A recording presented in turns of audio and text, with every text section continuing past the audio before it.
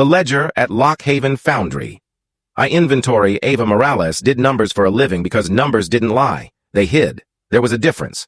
When the nonprofit in Lock Haven hired her to audit the Employment Transition Fund attached to the old foundry redevelopment, they gave her a folding table, a rolling chair with 2 stubborn wheels, and a key to a storage room that smelled like metal and paper and family secrets. "It's all there," Walter from the county said, jangling optimism like keys. "Just needs organizing." The boxes were labeled in a dozen hands. Ledger benefits, shift rosters by debt, community relief, pastor. A cardboard banker's box at the bottom of the stack had no label, just a single tally mark drawn with a carpenter's pencil. Ava set it on the table and lifted the lid. Inside, a bound ledger with a red spine, the kind used by men who like their lies tidy. Tattoo, the red spine. The first pages were ordinary: names, hours, rates, taxes. Then the pattern changed. Rows without names, just numbers where a name should be. Debits from the fund to community council, then to pastoral needs, then to a P.O. box that smelt like laundering. In the margin, someone had written, small and patient, count again. Ava paged back to the start. The column headers were in 2 hands. The first, neat and formal, Frederick's comptroller. The second, tight and slanted, R. Whitaker, night clerk. A note at the bottom of a page read, "If whistle changes pitch, re-add head count. See Sam's cards." 3. The whistle. At 7:11, the old whistle at the paper mill across the river sounded the way a dog remembers a trick. 2 notes, a low and then a higher one, the second like a question. Ava, who had grown up in Florida where the air rehearsed heat, felt the sound in her molars and wrote in the margin. 2 notes again. She took the ledger to Ruth at the diner because Ruth had the kind of face that told you she already knew and would not make you perform surprise. "Red spine?"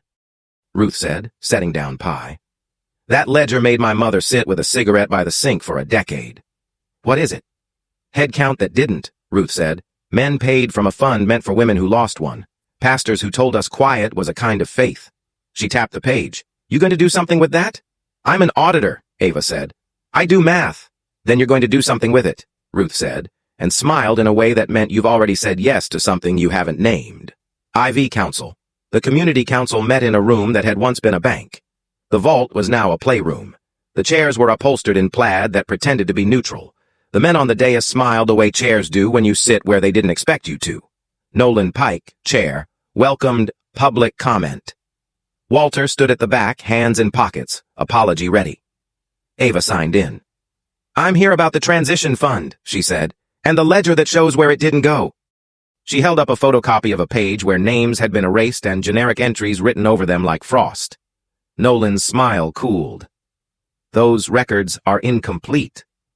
"They're finished enough," Ava said. "They show people got paid to keep the lights on while families were told to pray." She set the photocopy on the table the way you set down a dish that might be bad news. "I want the list of recipients."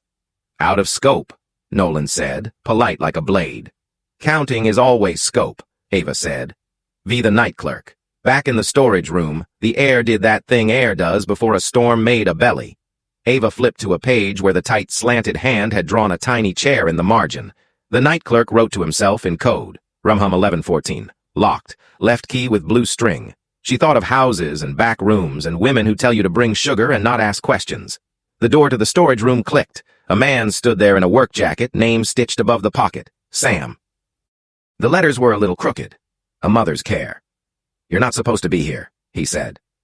"I'm auditing," Ava said, "because sometimes the truth is a shield you hope works against ghosts." "Who are you?" "Samuel when the foreman's mad," he said. "Sam if you're counting." He nodded at the ledger. "Count." 6 count. They did. Names where there should have been numbers. Numbers where there should have been names. A column that should have balanced and didn't no matter how you tried to be generous. The ledger told a story it didn't mean to. Men who worked dangerous jobs giving small money to a church that gave big silence to the women left with the bills. The fund had paid for someone's lake house and someone else's re-election and a plaque in a hallway that didn't name the dead. Ava wrote a summary that said it plain. She sent it to the paper in Harrisburg and the one in Williamsport. She CC'd 3 women whose emails Ruth found in a binder labeled Garden Club.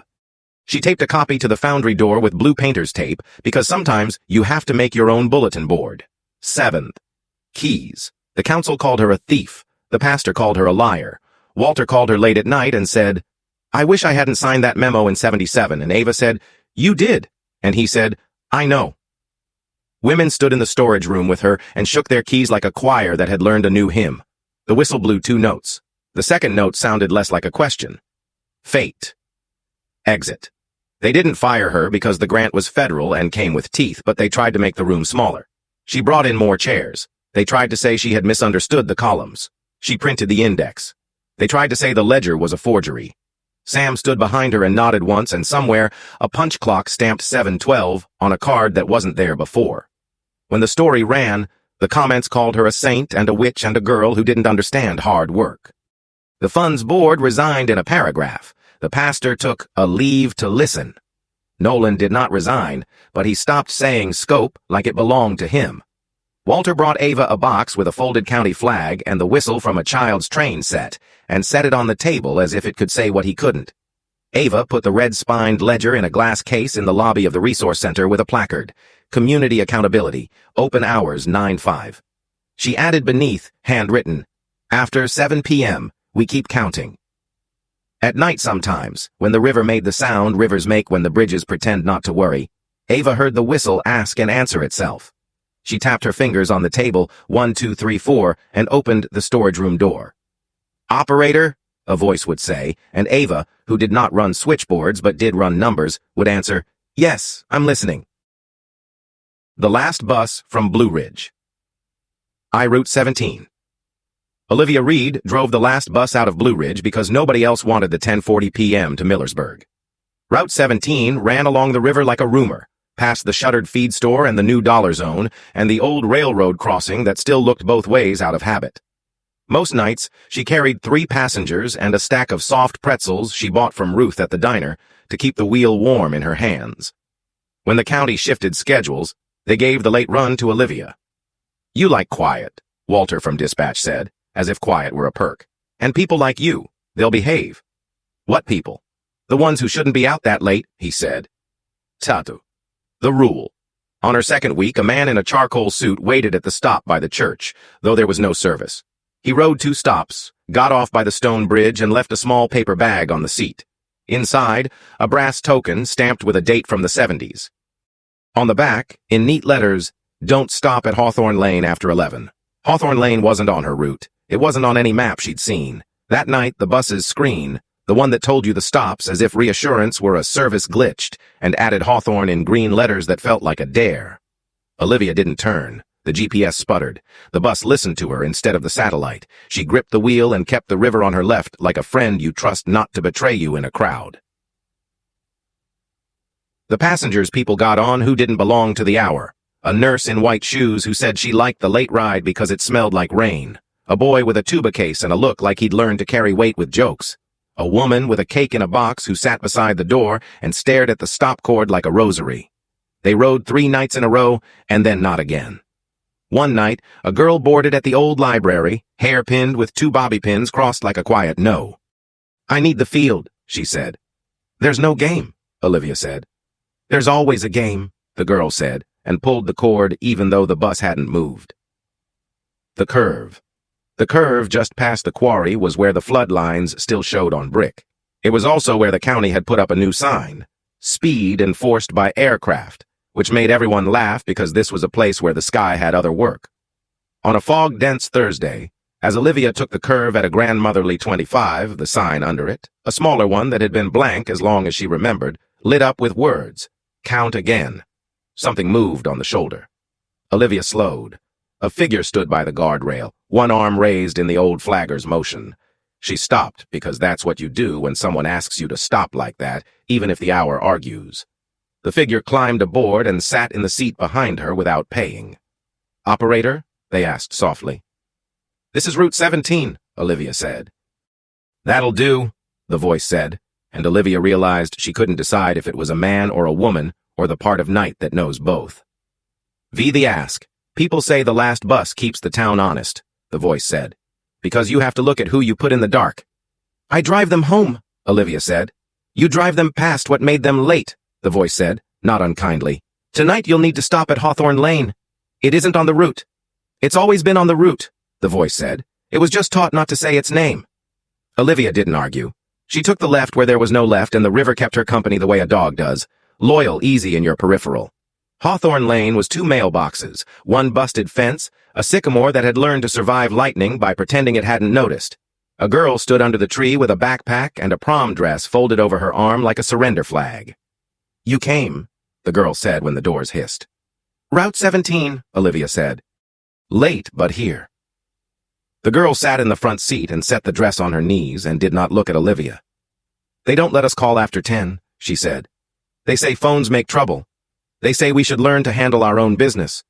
She touched the dress, a thumb smoothing fabric that had learned to bruise. "I tried to walk. The road didn't stay the same length." "Where to?" Olivia asked. "The field," the girl said. "I need the lights." 6. The field. Laurel Field knew how to be a cathedral. The floodlights woke like stern angels. The scoreboard stayed dark. Scorekeeping is not the only story. Olivia parked by the gate because getting fired is not the worst thing that can happen to you. The girl walked to the 50-yard line and stood with the dress over her forearm. In the southwestern corner, a group had gathered, women in jackets, hair pinned practical, voices tuned to the note that makes a crowd know it is safe to say a thing. They took the girl's dress the way you take a bandage off a wound someone kept too tidy. They named what had happened to her. They said the names of boys and men and policies. The floodlights pulsed once like a heartbeat and clicked off. The field went its regular dark. Olivia drove the girl home. They didn't talk. When the doors sighed open, the girl said, "Thank you," like prayer said without being told to fold your hands. 7. The cost Walter from dispatch called Olivia in the next morning. "You deviated," he said. "There are cameras. There are always cameras." "There were people in the dark," Olivia said. "You can't fix this town," he said, not unkind. "You can only get them from one stop to the next." "Stops have names," she said. "Somebody took one. He suspended her for a week. She drove anyway, her car, not the bus. She watched the stops where no one waited because a rule said so. She learned the hour by smell. She learned which houses turned off their porch lights like an apology, and which ones turned them on like a flag. She brought Ruth from the diner coffee at 11:05 and learned the taste of silence that isn't defeat. The line. When she came back to the route, the token in her pocket felt like a promise. The Hawthorne Lane on the screen appeared without glitch. People got on who had been told to go outside of maps. People got off where they said their names aloud. The voice in the seat behind her spoke less and not at all when the bus was full. On nights it rained, Olivia heard the river keep count in a language that wasn't numbers.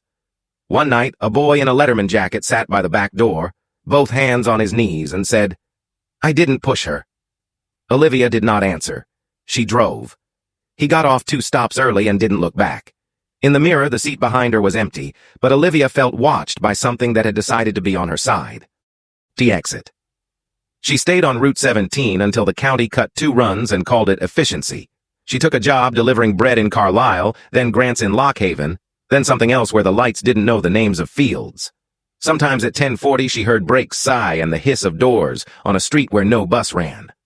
"Operator," a voice would say in her head, in that seat just behind the driver. "Yes," Olivia would say, tapping her fingers on the steering wheel, 1, 2, 3, 4. "I'm listening."